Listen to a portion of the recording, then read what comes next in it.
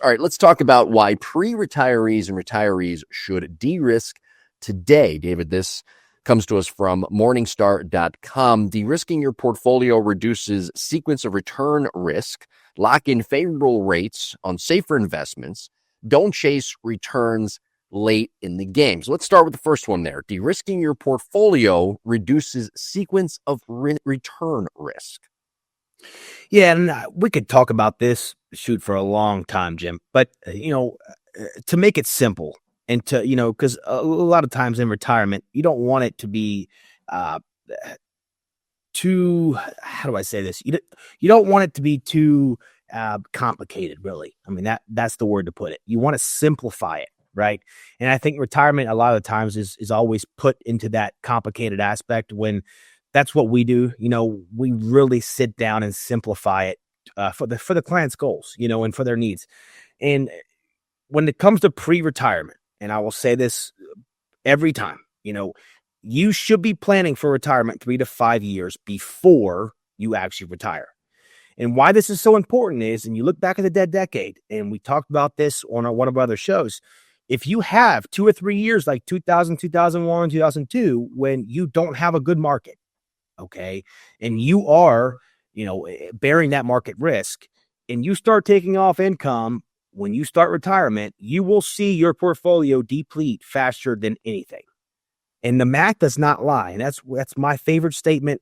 Every seminar that I speak at, and I talk to a lot of clients about this when we go to the whiteboard, math does not lie.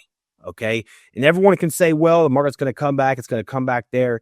You can't time the market. And I know everyone understands that. You cannot time it. Right. So when you're in it for those longevities, you have to finally understand that you have to really put your portfolio and allocate it in the right assets. Right.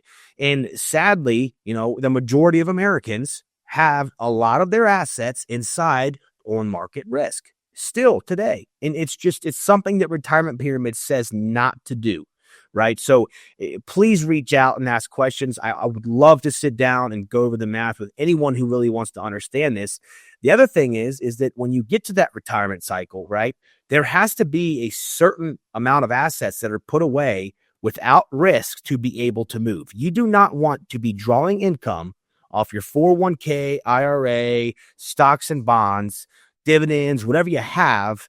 Okay. You do not want to be touching them if they are in market risk. You want to have that amount put away for when you do want to have that income, whether you're generating income, guaranteed income, which we do a lot for clients, a lot of income planning, or just being able to draw off what you want of your nest egg. Okay. I always say this, you want to be able to be aggressive when you're in the stock market. I cannot explain this enough. If you are in the market, you are in there for growth. You are not in there for diversifying your portfolio into bonds and stocks and fixed income. That is not the point of the stock market. The stock market is your entire life. You are plugging your money in for growth, for great returns. Okay. So all this stuff where it says put 40% into bonds and have it inversely correlated, it makes no sense. When you do the math and you do the numbers on the board, you should not have any of your money into bonds if you are retired and you want to use that money. It just makes no sense, right? So have your part of your portfolio where you really want to be aggressive and accumulate, right? Because with risk comes reward. If you have no risk, you have no reward. Now, if you want to take money out of your 401ks and IRAs, place that into a different allocation method and be able to earn market-linked gains without any risk, which, again, we do that for clients every single day. So if you have any questions about that, 100% free consultation. Sit down with us, ask those questions, even a phone call, guys. I mean, we do this every day with multiple clients. And really what pops up is that the same problems are happening. So you guys out there listening, you guys know. I mean, you guys know better than anyone because you're living it, right? How many of you have all of your assets into what? The stock market, right? Or bonds, whatever it is, you're in the market, right? And if it's not, you're in CDs, but you're also paying what, right? You're paying your 1099 INTs at the end of the year. So you're not tax deferred anymore, okay? So all these, all the questions that really go down into the pre-retirement cycle and the retirement cycle really boils down to one simple thing. Okay. Allocation and really weighted average. You need to have stuff weighted. Okay. Let's say that, I'll give you an example. A client wants to use $50,000 a year to use for vacations. Right. They have $1 million. Okay. Personally, if I was that client, I would take out half of my $1 million and be able to actually generate income and leave my $500,000 still fully aggressive. Now, what does that do? That literally gives me a guaranteed income, okay, for all of my vacations or anything that I want to do in my retirement. And I'm also allocated in the market for growth where I'm not touching the money, okay? And this is a big misconception that I think pretty much everyone gets wrong. And there's a lot of financial advisors that actually tell people the wrong facts and statistics because the math is the important part. Really, I mean, and they don't go by the math. They go by the data values of the past 20 years, the past 30 years. Guys, the market's never going to be the same as 20 years ago, okay?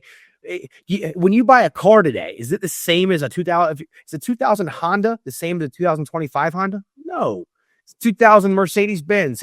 No, they've upgraded. They've gotten better, right? So your retirement has to get better, okay? You can't use the same stuff that you used back in the 2000s that you can use now, or back in the 1990s, or my grandfather did this, or my grandmother did. It's not the same. You have to be able to innovate, right? And use the math to help you, right?